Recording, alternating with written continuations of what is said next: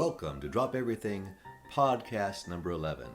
My conversation with new vaudeville legend, Avner Eisenberg, better known as Avner The Eccentric. I'm your host, Dan Holzman. My engineer is my lovely wife, Karen Holzman, and I'm sponsored, as always, by the IJA, the International Jugglers Association. Information on this fine group can be found at juggle.org. Now sit back, drop everything, and listen to the story of Avner the Eccentric. Thank you so much for doing the podcast. How are you doing out there in Maine? My pleasure. We're shivering here. It's winter, it's Maine, it's cold, and awfully beautiful. Well, I want to visit you at your eccentric workshop this summer at the Celebration Barn. Before we get into that, let's start at the beginning. Let's start with a little bit of background. Where were you raised and what was your childhood like? Well, it was a pretty generic childhood in Atlanta, Georgia. Really through half of college, I was a basic science nerd. Was interested in herpetology and went away to college as an honors biology and chemistry major. Got disenchanted with that, and it was the middle of the 60s, and it rained one day, and I went into a building to get out of the rain and got a part in a play. Well, what did your parents do? Were they from a show business background at all or not? Oh, not at all. My dad was a lawyer.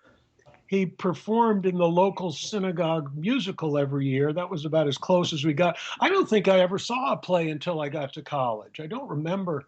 Well, I remember one play and one musical that I saw in high school. It was not part of my upbringing. And when did you become first aware of juggling and clowning? Was that in college? No, when I was about 12 years old, my parents and their best friends used to play bridge every Friday night, and they took the money that they lost to each other, and we took family vacations for several years. And if you know Bounce and Ooh La La? Sure. Was Well, it Karen, locomotive? Were they called locomotive vaudeville? Oh no, that was Bounce, was part of Locomotion Vaudeville. His wife Karen was one of the daughter of the other family. Oh. And we went to Callaway Gardens in central Georgia, and the Florida State University Circus ran a day camp program for kids who were there on vacation. We were there for a week, 2 or 3 years in a row, and we all learned to juggle from, believe it or not, Hubby Burgess. There's a very famous name in juggling, Hubby Burgess. So you learned to juggle, but did it take root at that time, or was it just something you did on those vacations? First of all, it took months to learn how to just do a 3-ball cascade. Mostly juggling rocks, and then fruit was not safe in our house. And then I'm trying to remember what year, must have been 9th grade in high school. I did a little juggling act, mostly stuff I had learned from Hovey and the FSU Jugglers. We called ourselves the Throw-Ups and wore white shirts and red vests. And we juggled tennis balls that we dyed with Rit dye. But at that time, there was no desire to make that anything that you did with your living. You were still very immersed in the world of science and herpetology? Oh, yeah. There were no role models even. I didn't know anybody else who could juggle. You ever see jugglers on TV? Any famous jugglers like that? Yeah, occasionally on Ed Sullivan or any of the variety shows, you'd see these European, real fast club jugglers. I remember years later when I became a club juggler, thinking back how mystifying it was to watch them and how incomprehensible their acts were. So you were in college, you decide to step in out of the rain, you do this play. How does that lead to you then becoming a person who studies theater, and then eventually studying with Jacques Lecoq? Well, the next thing that happened is the stage manager of that play was stage manager for a little theater down in the French Quarter, and they were doing a Commedia dell'Arte version of Pinocchio as a kid show. And the director was Johnny Simons, who was one of the first mimes in America. And Johnny is the founder and director of the Hip Pocket Theater in Fort Worth. And I auditioned for that, and I think partly because I could juggle, I got a part in it. And I was introduced to mime and Commedia, neither of which I'd really ever heard of. Then my best friend from high school came down to visit. We went out and did some street juggling and hat passing. Now, But for just to people, tell you how rudimentary it was, we were juggling fruit, and we had a pair of 2 pound solid maple swinging clubs. We didn't even have three clubs, and that was the beginning. now for the people who don't know what Commedia is, could you give us a brief explanation? Commedia dell'arte was the improvisational theater of that grew up in Italy in the 16th century. Boy, there are a lot of stories. We just got. My wife wrote a chapter in a new book that Routledge just published. It's a tome on Commedia. It was masked theater. It had a lot of acrobatics involved in it, and it was the foundations of our basic comic stereotypes: Arlecchino and Pantalone, the young lovers, the devious servants, the old misers. Those all come directly from Commedia. So if you know Scapino or Servant of Two Masters, those are Commedia plays. So you had this experience studying Commedia, and then at what point do you decide to say, okay, I'm not going to follow the path of science, I'm going to follow the path of theater? Well, that was in my second year, and that year the theater department, which was one of the best departments in the country at the time, all resigned, and I had just become a major, so I sort of quit school, went back to Atlanta, and started auditioning for. There was a new company starting, a regional theater called the Alliance Theater, and I auditioned and juggled in the audition, and they called me back and asked me to train the ballet company. This was a thing called King Arthur, and it had a ballet company, an opera company, and a theater company. And there was a street theater troupe that the ballet dancers played, and they asked me to train them to juggle, which I did. While I was there, they were trying to do some acrobatics, and I had been a gymnast in high school, so I ended up coaching them on that. And eventually, they said, "Well, why don't you be in the show?" And I was, in a sense, the first Anglo-Saxon. I was on both teams. Hmm. And then it says, Uh, I was looking through your Wikipedia, and it says you worked into the Renaissance Fair circuit. Was that about that time, or did that come a bit later? no, so I was there in Atlanta. I went to school at the downtown commuter college. NYU School of the Arts came through town holding auditions. I auditioned there, got into that program, went to New York for a year, didn't like New York, went out to California to teach Israeli folk dance at a Hebrew speaking summer camp, ended up in Seattle where I took too many courses and got a degree in theater. I guess well, now that I'm thinking about it, Lecoq came to NYU, and since I was in the technical department, I was sort of their liaison, did the lights and things for his lecture demonstration. When I was in Seattle, I wanted to study mime. I'd seen Marceau somewhere along the way, couldn't find his address in the Paris phone book, but I had Lecoq's address. And at that time, as far as I was concerned, one mime school was as good as another. So I applied, got in, and packed my bags, and off I went. Now, was Lecoq a student of Marcel Marceau, or a contemporary? Well, totally different routes. Contemporary. Marceau was the sort of primary student of Etienne de Creux, who was one of the poles of modern mime. And his is a very sort of cubistic approach to movement, where one dissects the movement, and there are certain decisions that have already been made in that style about what's beautiful and what isn't. So if we can make an analogy to dance, that's classical ballet, and what Lecoq was teaching was jazz improvisation. He was heavily influenced by the Commedia dell'arte in Italy, the illusion pantomime that Marceau perfected and spread throughout the world. For Lecoq was called the analysis of movement. Yeah, I studied So I mime was with a gentleman named Richmond Shepard.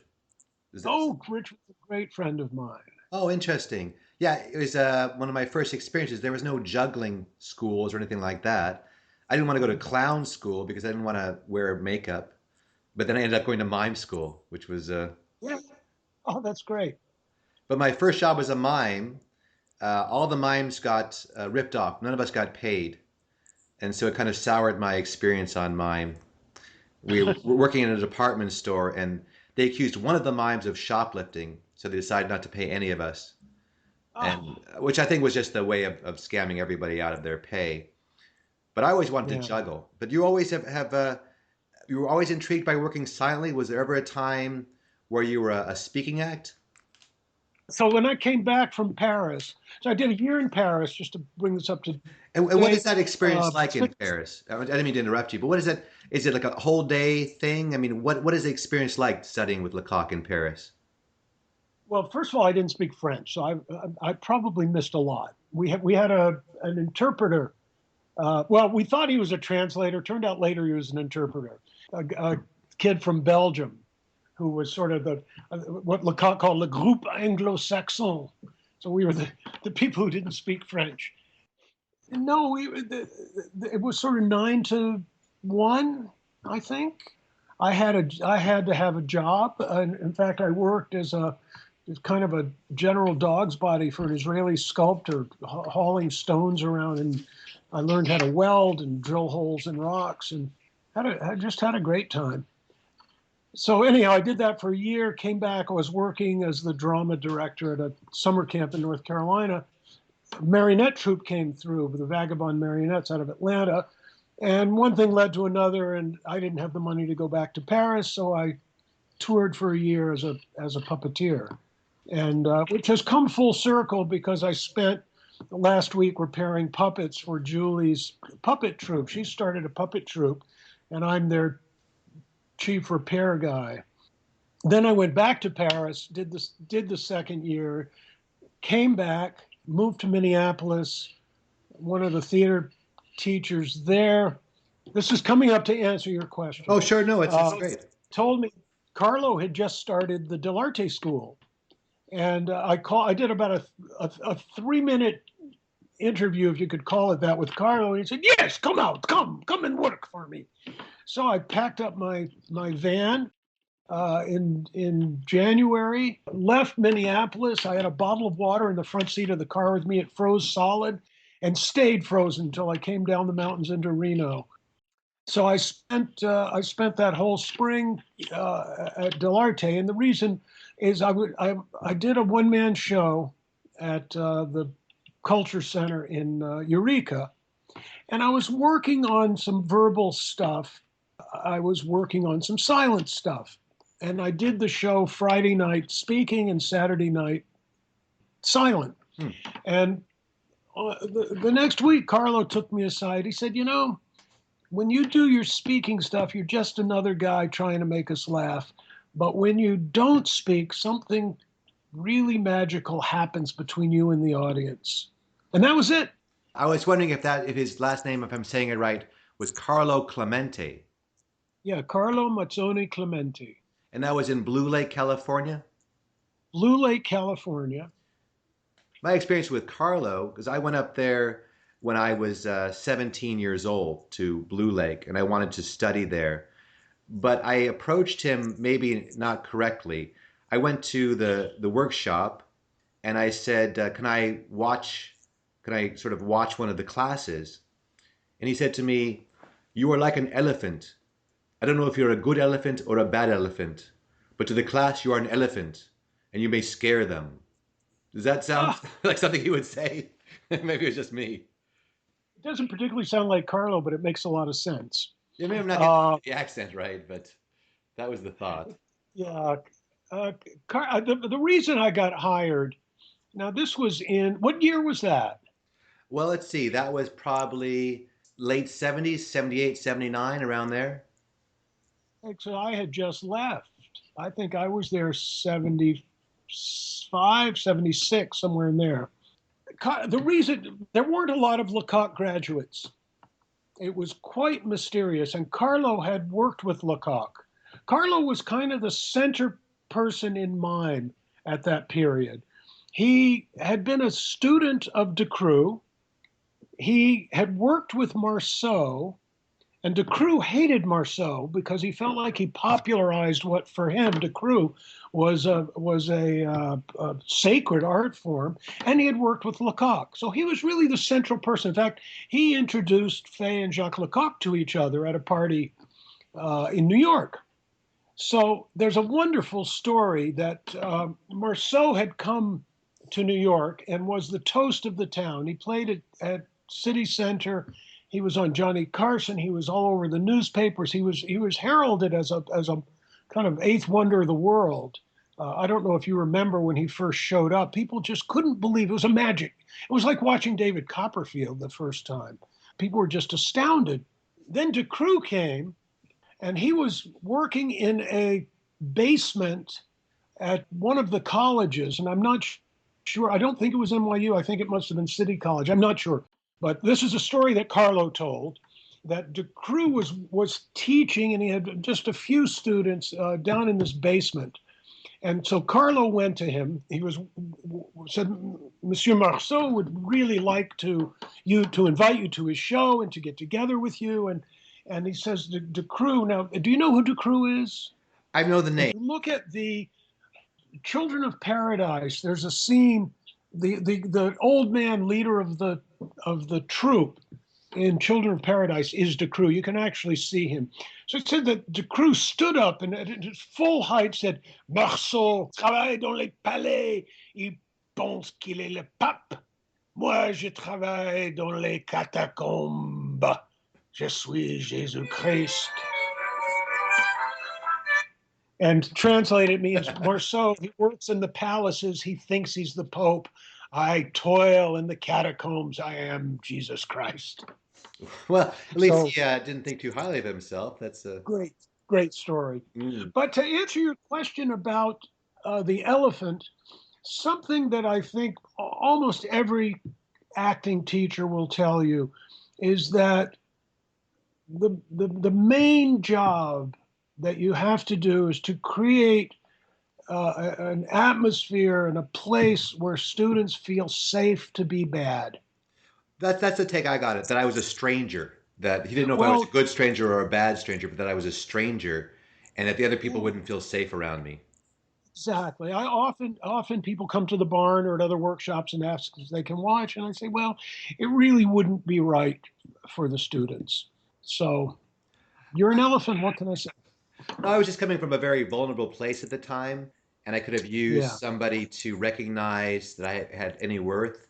The only bad experience I had with him was then I was in front of the library later on juggling, and I thought, well, okay, once he sees me juggling, he'll be interested and at least stop and talk to me. And he looked at me juggling and just as if I didn't register at all. So I never felt too strongly about Carlo. So that was my experience with him. Carlo was great. He was the master of the aphorism. He said, remember, the ground is your best friend. It's the only one that tells you which way is up. And my favorite one of his is the inventors of the alphabet were illiterate. And he was big on the notion of improvisation, the moment of improviso. He said, it's not important what you know, it's what you don't know and find out. So I got to use a great line. I was at the Festival of American Mime in Milwaukee, and I did a show. It was the first time Carlo and Lecoq had been together in years. After my show, I said, I want to dedicate this show to my two teachers who haven't seen each other in years, to Lecoq, who taught me everything I know, and Carlo, who taught me the rest. And years later, at Lecoq's memorial, Carlo, he was hobbling around on canes. I hadn't seen him in years. He came hobbling over. He said, "What do you mean? You said I didn't teach you nothing?" I said, no, Carlo, no. I explained it, and we had a good laugh. So you with these fantastic teachers. I never studied with Carlo. I was teaching at the school, but I took advantage and sat in on every class of his, and then spent a fair amount of my classes, in a sense, explaining Carlo to the students. So with his input, you decided at that point to become a silent performer, and did you that encounter with Carlo where I did one show talking, one show silent, I decided to stay silent. I also realized that I could travel all over the world with that. So anyhow, that's how I got to be silent. And then when you were performing at the Renaissance fairs, were you silent there? Yep. Yeah. My background was theater more than skill stuff. So I thought a lot about how to present the skills. And in my workshop, I talk a lot about skilled performers. And I think most skilled performers, and particularly magicians, jugglers, acrobats, contortionists, I can do this and you can't, therefore you should watch me. Mm. And nobody wants to spend time with a person like that. So I developed a lot of theoretical work, but it was abstracted from the practical work, where one tries to find a way for the skill to have a different attitude than that. So the basic structure of my show was tying up a slack rope and walking it. But if I did that at the beginning of the show, I would attract a huge crowd, but I had nothing to follow. So I found all kinds of digressions. I would notice things in the crowd and pop off and do those. And I became known as the guy with the 5-minute rope walking act who will do anything to avoid doing it. Interesting. I just taught at the Clown Conservatory here in San Francisco. Are they open again? Yes, Joe Diffenbacher is has the Oh, head role there at the Clown Conservatory. at the Circus Center? Yes, at the Circus Center in San Francisco. I think Joe was at dell'Arte. I'm pretty sure that's where I met him. Yeah, I didn't have any experience with him as a teacher, but it seemed to me that the students, they weren't interested in being skill-based clowns. That they didn't really feel the need to develop their base skills. That even having sort of skills was sort of taking them away from organic clowning. I didn't get that at all. I didn't understand where they're. One guy goes, "I don't do skills." Okay. I didn't understand. I'm like, because my favorite clowns, I refer to you as a skill-based clown. Yeah. And they were like, well, Avner's not a skill-based clown. I'm like, well, he's a fantastic magician and juggler and wire walker. How can people say that? It's a very interesting new technique that they're more like agents of chaos. There's a fellow in New York, I think his name is Matthew Silver.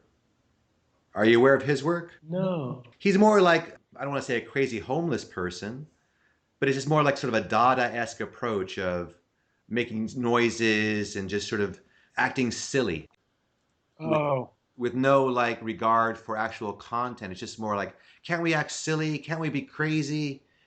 And some of the performers in the circus thought, well, that's what I want to do. I want to be like an agent of chaos and just be able to not be separated by my skills and just interact with people.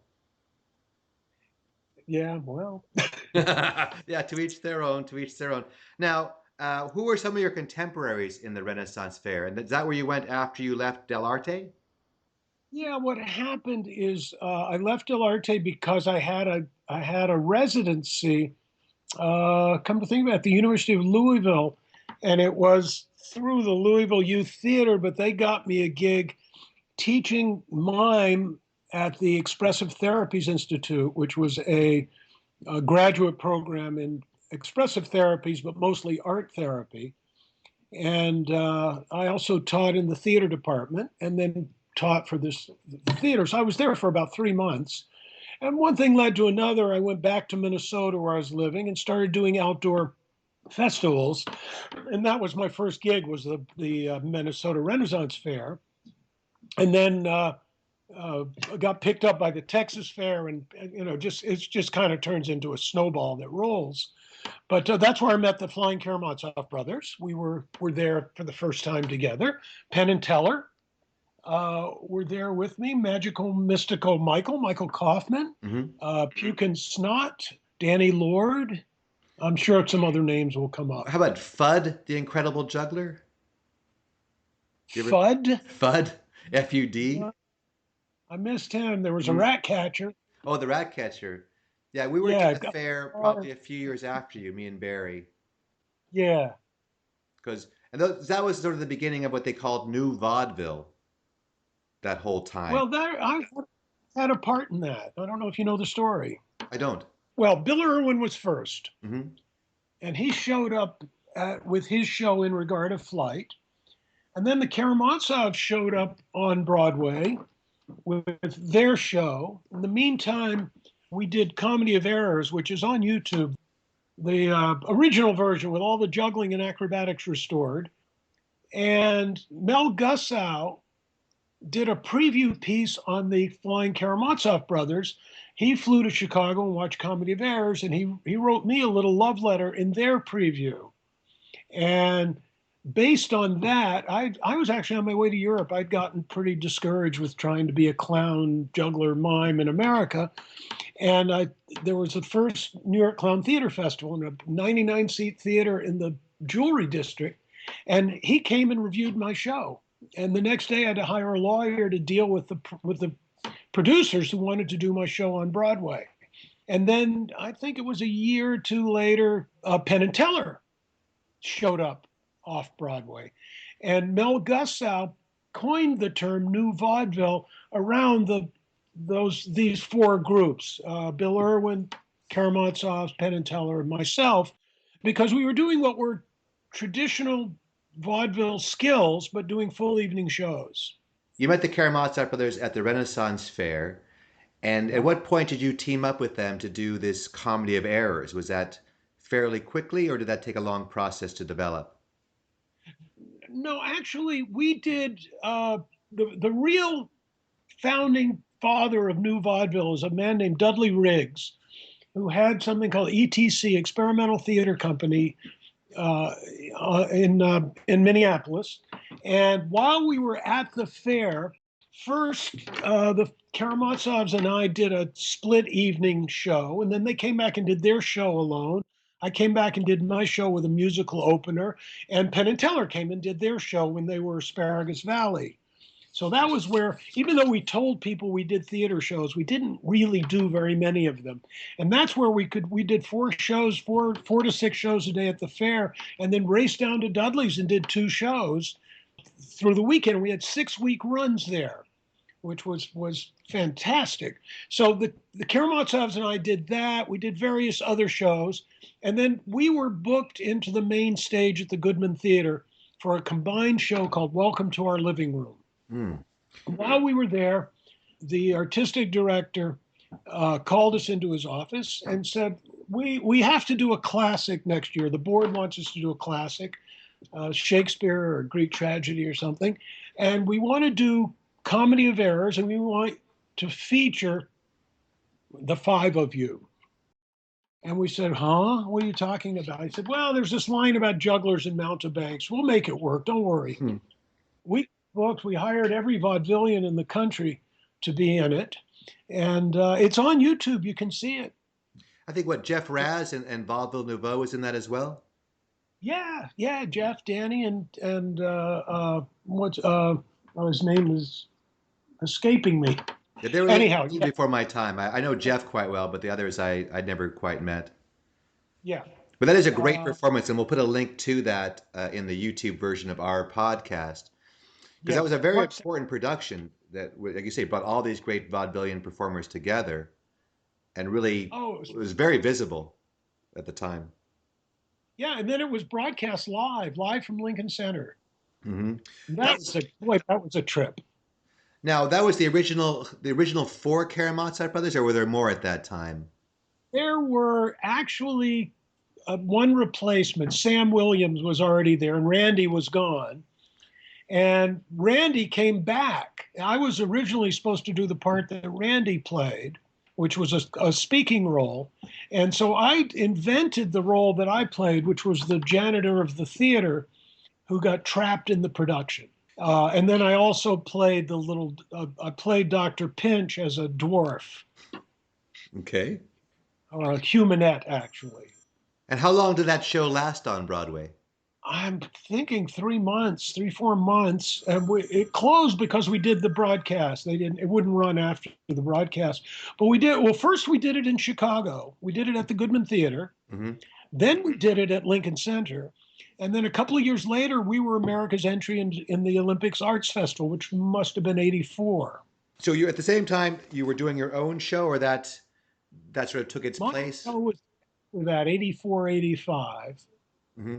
I closed it to go do Jewel of the Nile. I was cast in Jewel of the Nile. So how did that come about? Did they see you in the Well, play, or did you audition for it? How did that role come about?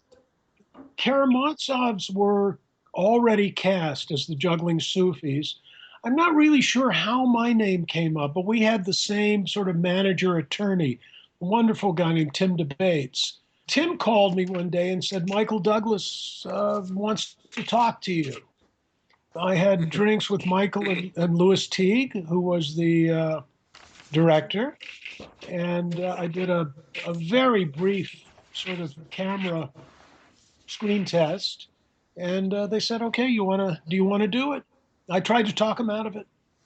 Because you didn't think you were ready, or didn't think you would be able to pull it off? Why would you try to talk them out of it? Well, it's a heavy duty speaking role with a dialect. I said, I don't even speak. I've found out since that that's a great way to get parts. Because that shows that your ego isn't too big to take direction. What? I'll have to try that. Now, you explain to them why you can't do it, and they explain to you why you can. Michael and Lewis had come and seen my show, unbeknownst to me, and I really owe them a huge debt. They saw something in me that I never would have imagined was there. So I did months of dialect coaching to learn the dialect for the part, and I went off a couple of weeks early. Would go out into the marketplace. My costume was actually pretty contemporary Moroccan clothing, and I had a guide driver. And Rashid and I would go off into the market. When people started talking to me in Arabic, I knew I was passing. Mm. It was very important to me to find the right body language for the character. Now that must have been a very interesting experience. Any Oh, stories from the set that stand out in your memory? Put you on the spot a little bit. you really find out about the quality and quantity of waiting. There's a scene where we're climbing a mountain. Those were actually real mountain climbers. We were only about 10 feet off the ground, and a rock that we kicked falls down and hits the tank, and the director decided that he had to throw the rock. So we were all looking at the tank, and all of a sudden the director dropped into frame. He threw himself off the mountain. My favorite one was when we're up on the side of the mountain, and they're shooting at us, and he shoots a rocket that hits the mountain right below us, and it causes an avalanche that buries the tanks. So we had this scene that do you know what squibs are? There are explosions. Yeah, they're little firecrackers basically.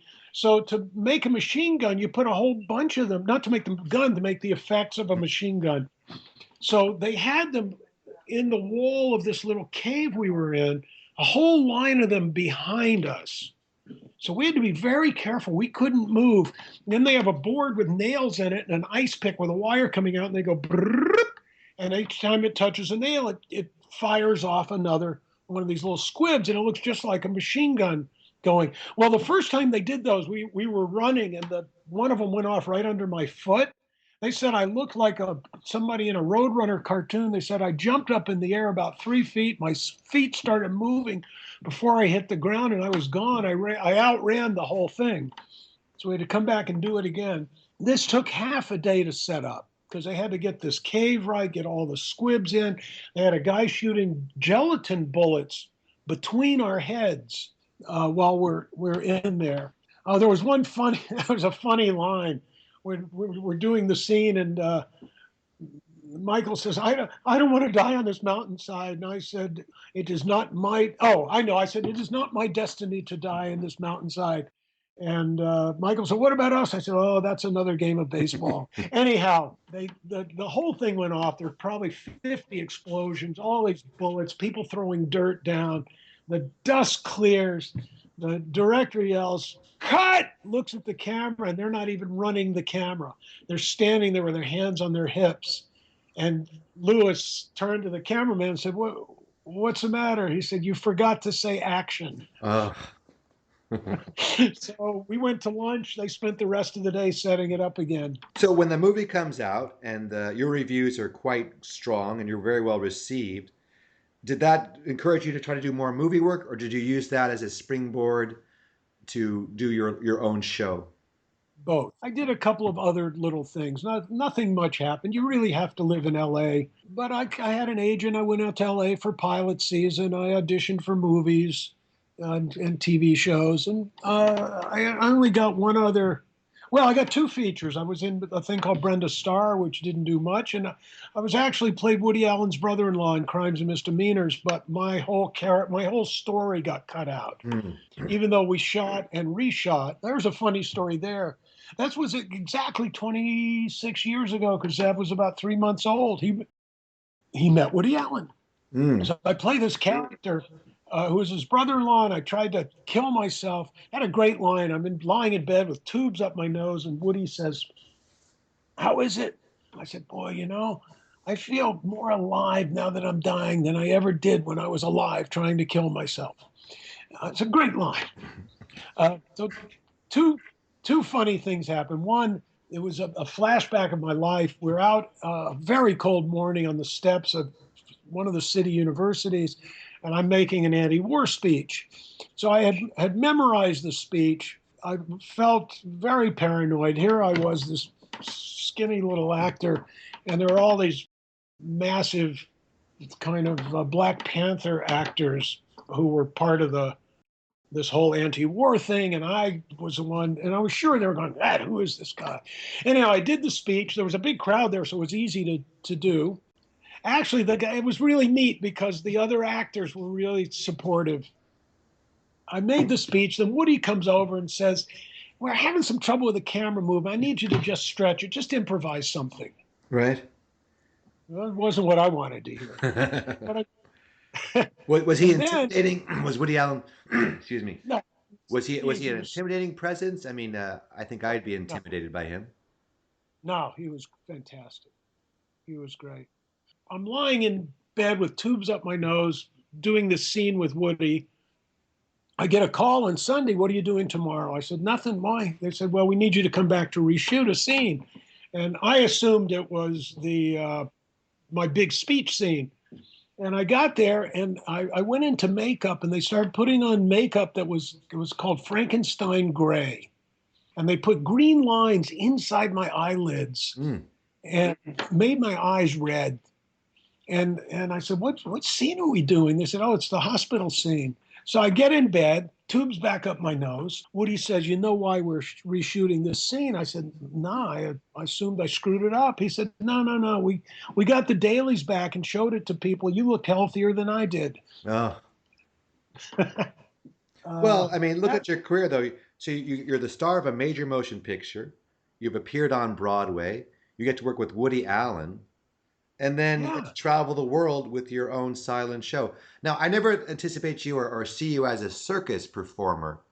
Were you always a No, theatrical clown, or do you also make some appearances in traditional circus? no, I never worked in a circus. I did the Monte Carlo Circus Festival, and boy, that was Art? something. Yeah. Different. Well, I mean, let's put it this way. As you know, circus is really skill based. I was balancing a 10-foot step ladder on my chin, which I had cut apart and fitted into a case so I could bring it over there. What I didn't know was the act before me was a guy who balanced a 30-foot pole on his shoulder while his brother climbed it and did one arm handstands on top of it. mm, My piddling little ladder thing just got lost. But I was interesting because I did a kind of a status analysis. And I realized that I was kind of coming out high status, a little macho. I can do this. And there was a juggler who would go, "Hup," and a guy in a tuxedo would throw his props out of the spotlight and they would just appear magically. So I changed things. First of all, I came marching out. The band played very loud, and I couldn't hear what was going on. I came marching out, and then stopped and looked at the prince and all the royal people, and kind of shrugged as if to say, "This is a prince. This is This is a circus. You guys relax. I'm going to have a cigarette. And I did, my cigarette Yeah. dropping routine. So I did my cigarette dropping routine, which went very well. And I went, all right. I put the broom away and I went, hup. And it took, heaved a roll of toilet paper at me. And I hit the ground. And it was this feeling of, why me? So I went totally low statics. And then I balanced a big piece of toilet paper. There's a way to fold it, crease it so that you can balance it. And then I did my slack rope routine, which was fine because it's on YouTube, by the way. I'm very happy I found a tape of it, and I ended up winning a prize. Now, do you think there's a difference between the circus clown and the theatrical clown? Is it just the setting, or is there a particular attack that maybe a circus clown would take different than a clown that works in the theater? I don't know. I don't really know. I've never really worked in the circus. I know Rob Torres is having a great time working in the circus in France, and his is very character based. Right. I don't really know. Now, you've had the opportunity to travel all over the world with your silent show. Do different cultures react differently to your performance? And can you give us an example of some of those differences? The first time I played in Japan, I was doing my napkin eating, and it really wasn't getting much of a reaction. And I talked to Japanese friends, and they finally, they're so polite, and they said, "Well, it's kind of disgusting, really." Right. So I got a nabe, which is a Japanese soup bowl, and it became the story of a foreigner trying to eat Japanese food. So I started using chopsticks, and I pulled out a piece of napkin, but it was like looking at like this. You guys eat raw fish? What is this? And then it became much more interesting. The idea of taking volunteers on stage, you have to be very, very circumspect and polite. You can't just. And now I teach this as a way to bring people on stage. I remember one of our students said, "So is it okay to piss the audience off?" I said, "Remember, their enjoyment is your employment." Yeah, I know you have very strong feelings about volunteers. For many years, we've done that stunt where the volunteer stands in the middle and we throw knives around him while we spin balls on sticks and revolve the hoops in our ankles. I know that's been sort of not of a bone of contention between us, but I've always known that's not a thing that you really approve of. Is that because the volunteer is treated more as a prop, or what's your I feelings on that? think the I think that the only thing that adds to the juggling virtuosity is that a volunteer from the audience might get hurt. Mm, I know that they won't. I right, know that even if you screw up, they're not going to get hurt. But the perception is that they might. That's why they're there. right. You're putting them in danger. I can't watch that anymore. I'm Mm. sorry. Oh no, no. I mean, it's even I've never really liked doing it. It wasn't a moment that I really felt. I've always had my partner throw in front of the volunteer, like throw in front of Yeah. their face. It just seems, I mean, not as a cop out, but we try to do it a bit different than other jugglers had done it and try to Yeah. treat the volunteer with respect. But yeah, basically they're a prop to just make the trick look a bit more impressive. So my take on volunteers is that other people in the audience should say, that really looked like fun. Maybe I can go next. Mm. And I don't think anybody sees that trick and goes, hey, can I do that? Right, right, right. That looks like fun is not the thing going through their mind. The Karamazovs had a funny variation after Jewel of the Nile. They juggled hatchets around a guy. But they put this big protective overcoat on him. And then it was over. This thing was all full of solenoids and water. And water would come out of 100 different holes. Oh, that's funny. Now, when you watch juggling acts, what do you feel might be lacking in some of the acts you see? Is there something that we could look at, some sort of the theatrical element that you've been studying your whole life and improve our, like, let's say, let me put this differently. When you work with a juggler in one of your workshops, what Yeah. are things you can bring to their performance to help them be more successful? Well, to go back to something we talked about earlier in terms of skills, you have to go out and learn your skills, hone them, and perfect them 10 years before you want to put them on stage. It's not that you go to clown school and then start learning a skill. You have to come in a juggler, magician, contortionist, and then find a way to present it. And I think the basic attitudes along the lines of the best one is when the skill is the solution to a problem. So I look at a skill and go, okay, that's the solution. I wonder what the problem was. Mm. And I'll give you a very good example, and I did this with one of our students who was a superb diabolist. He was jaw-droppingly good, and he got the Diablo string between his legs, and then did all of the amazing tricks he could do. But at the end of each sequence of tricks, it was still between his legs, and his whole problem was to get the string out from between his legs. And when he finally did, the audience cheered. So he was trying to solve a problem. So sort of adding a premise. So like most juggling acts, there's really no reason they're doing it. It's like you're saying, watch me do this skill. Fine. That's the hard one. But when you find it, it's golden. Interesting. Uh, Because as I approach my work, like I was telling you, I want to work more silently. This idea of bringing some kind of humanity and some kind of humor, especially silently, is sort of a very important thing for me to try to discover how to do that. yeah. The spinning plate act is the perfect example. You've got a problem to solve. You've got to get all the plates up. You ever seen Danny Ronaldo's version? No, I don't believe so. Danny Ronaldo? Oh God, one of the best clowns in the world. Look up Cucina. I think it's Cucina, like Italian kitchen. Cucina dell'Arte. Okay. He and his brother own a pizza parlor, and it's hilarious. And he does a plate spinning act. Okay, so the next attitude that I found that really works for skill stuff is, I found this really neat thing. Can I show it to you? I see. So it says sharing then, like sharing with real excitement. Show you this. I'm excited about it. I want to show it to you. And that I find is really nice. That there's a sense of excitement about doing it. Well, your reputation as a teacher is excellent. So it's amazing the work you've done with people to sort of bring these other elements to their skills. Like I know you work with Iman. Oh, yeah. I probably forget how to pronounce her last name. Lazaruzu? Lizarazu. Lizarazu. Probably one of the best Yeah, best names ever. We're going to be at the festival in Milano. She won the first prize. Yeah, well, I was just in Santa Cruz. She's one of the renegade juggler crew. Yeah, she's come so far, and a lot of that is I would credit to your tutelage.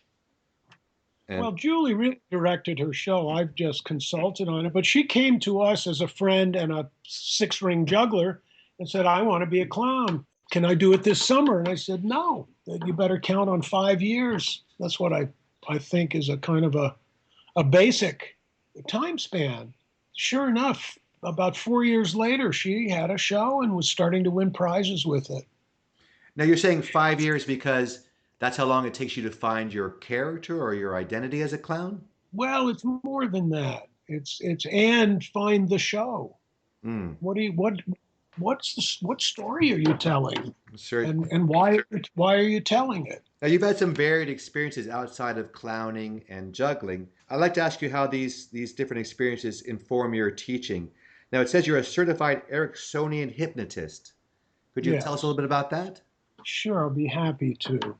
I have been studying Milton Erickson, and if anyone's interested, the book, this was one of those life-changing books, not in a self-help sense, but in terms of understanding that there's a whole field of study out there that's fascinating and applicable. It's called Uncommon Therapy by Jay Haley, Haley, and it's about the hypnotic psychotherapeutic techniques of Milton Erickson. It's totally accessible.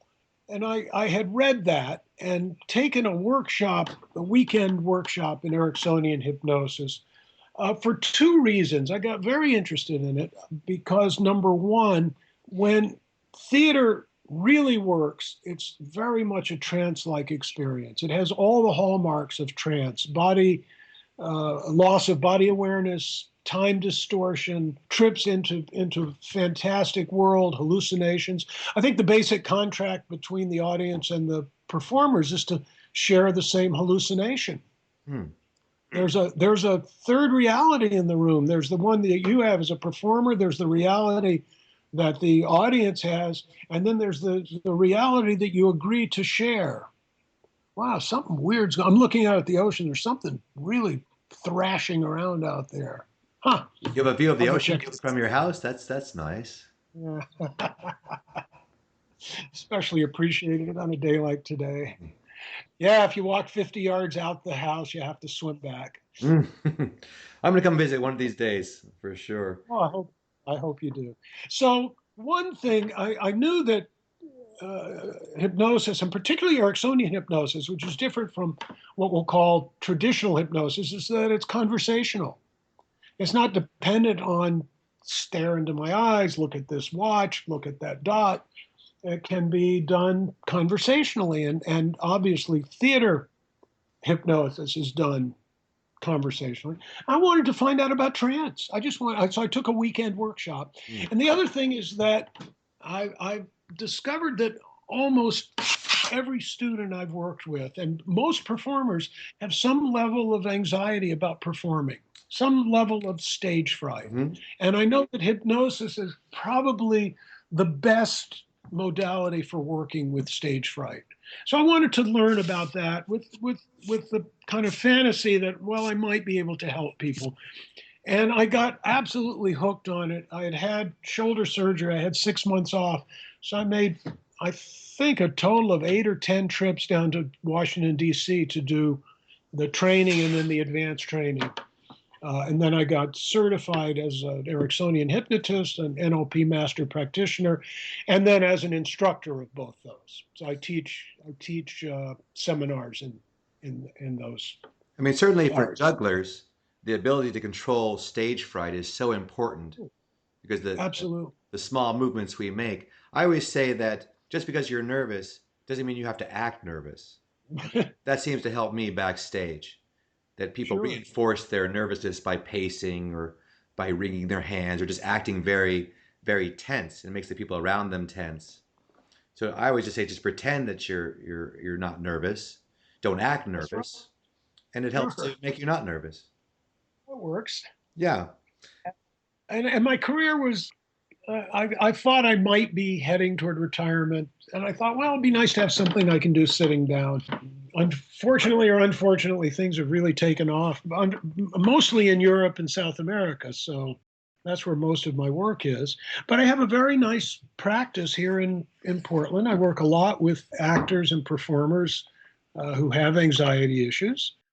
And it has informed a lot how to create an experience for a volunteer that's pleasant. So we're almost towards the end of our time together. So let's talk a little bit about some of your favorite jugglers. Are there any jugglers that you've met in your career who stand out as sort of examples of what you consider to be a great juggling act? Well, you, of course. Well, all right. I will accept that. I appreciate that. Did you ever Uh, get to work with Francis Brunn or someone like that? I met Francis. I saw him perform. I loved him. Booba, it's a real favorite of mine. Yes, I'm a big Booba fan. We'll also put a link to him. Sort of an unknown juggler, but great character, Booba, and great Oh, skills. wonderful. I've been looking at people doing things with hula hoops lately, and I'm mightily impressed. Unfortunately, I don't have any names. There was a woman, I think Cindy Marvel, she's amazing. She posted it. I couldn't tell from the video if it's her, but it's working with 3 hoops, very much in a very eerie way. It's kind of like, contact juggling, where it looks like the ball is staying still and the person is moving all underneath it. Yeah, they call it hoop This, isolations. yeah, it's just phenomenal. And there's some little pretty obscure juggling things like that. I love what Iman is doing. I don't get to see that many jugglers. Hmm. Paul Bachman, Of course, Mr. been B. a real. Who's the guy that first did the hoops over his, like Carter does. Well, I think you're thinking Bob Bromson. Yeah. He wasn't the first, like Howard Nichols. There was ones earlier, but Bob Bromson was the Others. one that came to the convention in Rapid City and Okay. performed for the IJA. He had a very long Oh, career. He started with his oh, family. much older than that. Well, there was Howard Nichols, who was back like 1910, 1920, and there was also Everhart, who was even before That's Howard what Nichols. that's what I'm thinking of. There's a lot of styles of juggling that have sort of not sort of lasted the test of time. And hoop rolling, even though now with some of the hula hoop work, it's bringing back a little bit, and also some of the Yeah. large ring work is sort of bringing back the rolls on the body type of work. Yeah. I've seen some amazing stuff in Finland where they're very, very theatrical. They're not there to juggle, but juggling is what happens while they're moving around. I can't even explain it, but I've seen some remarkable Finnish juggling acts. I wish I had names. I just don't know. Joyce Rice is a big favorite. Do you Yeah, know Joyce? sure, hip whips and batons. Road. Yeah, Well, lovely yeah. person. Well, the Karamazovs and I were performing at Dudley Riggs in Minneapolis. It was at least 20 below. We had heard there was a foot juggler at the auto show in St. Paul. We drove over there, parked a half a mile away, shivered our ways up to the door, and they said, "No, he's not here. We have the baton twirling champion." And we went, "Oh, God, well, at least it's warm." And we went in, and needless to say, our jaws dropped, and she became a lifelong friend. But that was a fun thing to be taken that much off guard and surprised. Well, I think the thing you're sort of looking at, and I do as well, is the people like Booba or Joyce Rice. There's a certain presence, a certain joy with what they present. And I think if juggling is to move forward in our modern time, people need to sort of look at what you're doing, look at the performance elements, and bring a deeper meaning to what they're presenting. Mm-hmm. And one way they can do that, of course, is studying with you. Now, every summer, you lead workshops at the Celebration Barn.